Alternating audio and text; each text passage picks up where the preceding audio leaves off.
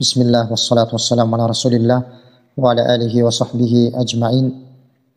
El-İmamul Bukhari rahimahullah özünün sahihinde Peygamber sallallahu aleyhi ve sellem'den sünnetlerini yerçü degen bölüm alıp keledi. Bu bölümdün aslında Peygamber sallallahu aleyhi ve sellem'den Abu Hurayra radıyallahu anhudan jetken hadisini rivayet kıladi. Bu hadiste Peygamberimiz aytadi: "Kullu ummeti yedhulunel cenne illa men aba." Qila ve men ya'ba ya Resulallah? Qala men ata'ani dakhalel cenne ve men asani faqad aba. Peygamber sallallahu aleyhi ve sellem menin ümmetimden bari beşike kiret, biroq bir gana kimde kim beşike kirүүдөн baş tartkan bolsa, oşol adam beşike kirbeyt deydi. Oşonda Peygamber sallallahu aleyhi ve sellem'den sahabalары taң kalışıp, o Allah'ın elçisi kim beşike kirүүдөн baş tartat dep suraştı. Kim beşike kirүүдөн baş tartat, o Allah'ın elçisi dep suraştı.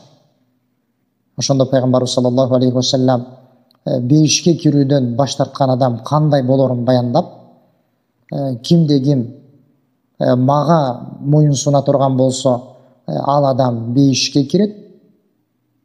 Ve men asani faqad aba.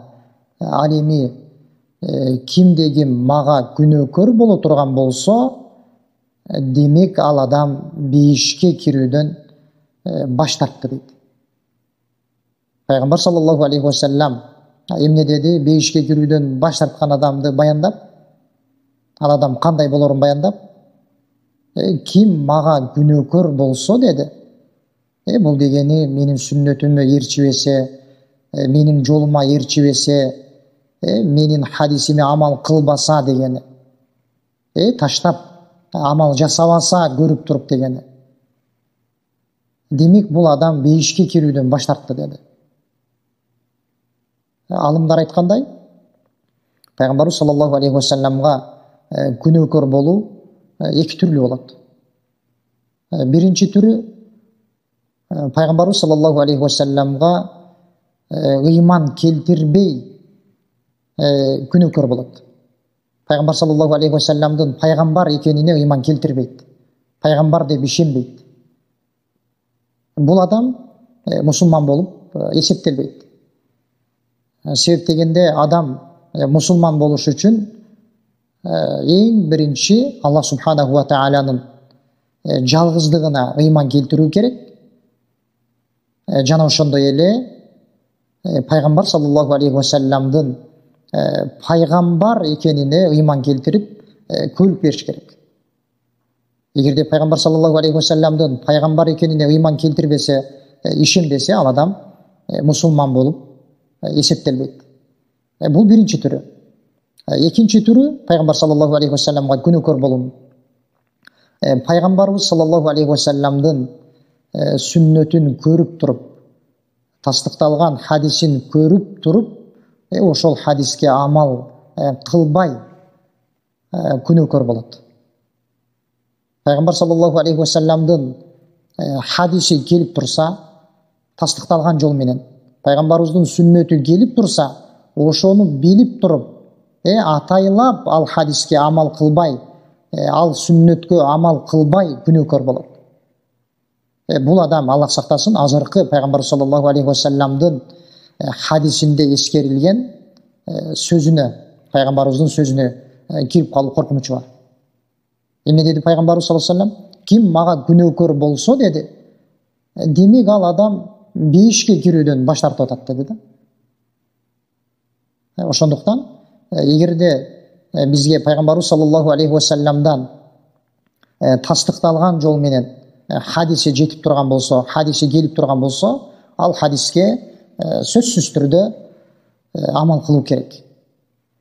Allah subhanahu ve Taala Nur suresinde Peygamber sallallahu aleyhi ve sellem'den sünnetine karşı amal kılууdan kaytarıp aytat: "Felyahdharillezine yukhalifuna an emrihi en tusibahum fitne ev yusibahum azabun alim." пайгамбардын сүннөтүнө каршы амал жасап жаткандар, аларга фитна келип калуусунан же болбосо жан оорута турган азап келип калуусунан абайлашсын дейт. Аллах субханаху ва тааля бул аятта пайгамбар саллаллаху алейхи вассаламдын сүннөтүнө каршы амал жасагандарга аларга келип кала турган, аларга келип калуу коркунучу бар эки нерсени айтып эскертип атат. Же аларга фитна келиши мүмкүн деди. Ал кандай фитна? Ибн Касир рахимахуллах тафсирлегендей, же аларга бир куфр келип калышы мүмкүн. Пайгамбардын сүннөтүн кайтарып туруп, адам куфрга, кандайдыр бир шектенүүлөрдөн улам бир ошондой бир балеге учурап калышы мүмкүн. Куфр балесине. Же болбосо нифак ал адамга келип калуу коркунучу бар. Эки жүздүүлүк. Аллах сактасын. Же болбосо бид'ат деди. Пайгамбар саллаллаху алейхи вассаламдын сүннөтүн албай, баш тартып, хадисине амал жасабай баш тарткан адамга эмне деп атат бул имамдын тафсирине караганда? Ал адам бид'атка түшүп калып, ошол бид'ат менен азапталып, мындайча айтканда, ал адамга бид'ат балеси келип калуу коркунучу бар деп атат. Же жан оорута турган азап келип калышы мүмкүн деп атат Аллах Таала. Ошондуктан мусулман адам пайгамбар саллаллаху алейхи вассаламдын сүннөтүнө өтө жогорку деңгээлде мамиле жасаш керек. Ибн Касир рахимахуллах ошол азыркы аяттын маанисинде эскергендей, элдердин, адамдардын, ким болбосун, адамдардын сөздөрү, амалдары пайгамбар саллаллаху алейхи вассаламдын сөздөрүнө, амалдарына салып өлчөнүш керек. Эгерде пайгамбарыбыздын сүннөтүнө, амалдарына, сөздөрүнө дал келе турган болсо, анда ал сөздөр кабыл кылыныш керек. Ал эми пайгамбар саллаллаху алейхи вассаламдын сөзүнө, хадисине дал келбей кала турган болсо, анда пайгамбарыбыздын сөзү алдын коюлуш керек. Себеби пайгамбар саллаллаху алейхи вассалам эч качан ката кетирбейт. Ал бир гана Аллахтан келген вахийни гана сүйлөп айтат. Аллах субханаху ва тааля Куранда айткандай: "Ва ма янтиqu анил хава, ин хуа илля вахи юха." Пайгамбар өзүнүн оюнан эч бир нерсени сүйлөбөйт. Ал тек гана Аллахтан келген вахийни гана айтат. Ошондуктан пайгамбар саллаллаху алейхи вассаламдын сөздөрү, амалдары башка адамдардын, элдердин сөздөрүнө караганда сөзсүз түрдө алдын туруу керек. Аллах субханаху ва тааля Куранда "Кул ати'уллаха вар расула фа ин таваллау фа инналлаха ла юхиббул кафирин" деген. Айт, Аллахка моюнсунгула, пайгамбарга моюнсунгула деп. Эгерде алар баш тартып моюнсунушпай турган болсо, деди Аллах Таала, албетте Аллах Таала капырларды жакшы көрбөйт деди. Капырларды жакшы көрбөйт деди. Алымдар айткандай, пайгамбар саллаллаху алейхи вассаламга каршы келүү, анын сүннөтүнө каршы амал жасоо Аллахтын ачуусуна себеп болот. Себептен Аллах субханаху ва тааля бул аятта баш тартып Аллахка жана анын элчисине моюнсунбагандар, баш тартыша турган болсо моюнсунбай, анда Аллах Таала ыймансыздарды жакшы көрбөйт деп атат. Жана ошондой эле Аллах субханаху ва тааля Ниса сүрөсүндө эскерет.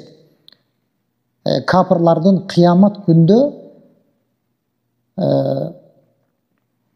ушунчалык өкүнүп айткан сөздөрүн эскерип: "Яума иди яваддулладина кафару ва асавур расула лау тусаввадихумул арду ва ла яктумуналлаха хадиса" деп. Кыямат күнү пайгамбарга күнөөкөр болуп, ага ыйман келтирбестен, ага күнөөкөр болуп капыр болгондор, алар эмне нерсени эңсешет деп атат? Алар биз жер менен жексен болуп, жер менен тегизделип жок болуп кетсек экен дешип, ушунчалык өкүнүшүп, ошол нерсени арзуу кылышат деп атат. Эмне үчүн алар эмне амал жасашкан эле? Бул дүйнөдө ыйман келтиришпей, капыр болушуп, жана пайгамбарга күнөөкөр болушкан эле. ыйман келтирбестен, ээрчибестен. Жана ошондой эле Аллах субханаху ва тааля дагы башка бир аятта айтат: "Ва ман юшақиқир расула мин баъди ма табайяна лахул худа." Кимде ким туура жол ачык айкын көрүнгөндөн кийин пайгамбарга каршы чыга турган болсо деп атат. Пайгамбардын сүннөтү ачыкталып билингенден кийин, пайгамбарыбыздын туура жолу көрүнүп ачыкталгандан кийин пайгамбарга каршы чыгып, ага каршы амал жасай турган болсо анын жолуна, жана ошондой эле момундардын жолунан башка жолго ээрчий турган болсо деди.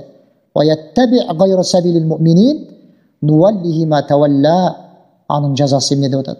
Биз ал ошол баш тартып өзү кеткен жолго аны жөн коебуз деп атат.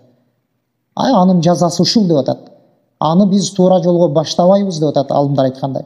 Аллах субханаху ва тааля нуаллихи ма тавалла деп атат. Ал өзү баш тартып кайсыл жолду тандады?